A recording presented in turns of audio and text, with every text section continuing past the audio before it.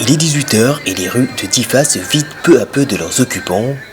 Ici, la plupart des commerces sont déjà fermés à quelques heures du couvre-feu instauré par les autorités. Depuis 2015, la ville a été placée sous état d'urgence après plusieurs attaques du groupe Boko Haram. Plus de motocyclettes sur les routes et interdiction de circuler au-delà de 20 h. Pour les populations locales, il a fallu s'adapter. C'est normal pour la sécurité. Nous nous sommes habitués à l'état d'urgence au fil des années. Il suffit de prendre toutes ces dispositions avant l'heure du couvre-feu. Pour moi, qui suis élève, c'est un peu plus facile de ne pas sortir le soir, mais ce n'est pas toujours évident. Un mal toutefois nécessaire selon les autorités de la localité. Depuis 4 ans, les mesures sécuritaires auraient déjà permis de baisser la recrudescence des attaques sur la localité. Le mode opératoire de l'ennemi, c'est les kamikazes, c'est les infiltrations, c'est les enlèvements, c'est les exactions, n'est-ce pas?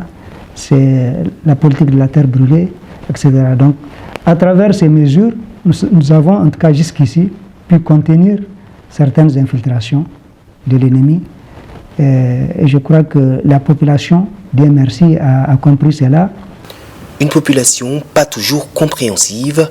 Si la plupart des commerces ont fermé boutique, Bachir continue quant à lui de servir ses derniers clients.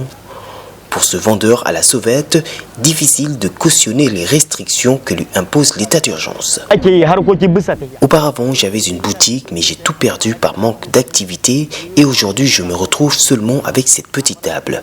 Le couvre-feu nous dérange beaucoup car nous n'arrivons même plus à exercer nos activités. Nous subissons des contrôles tout au long de la journée et nous sommes obligés de plier bagages avant 20 h sous peine de nous faire tirer dessus par l'armée.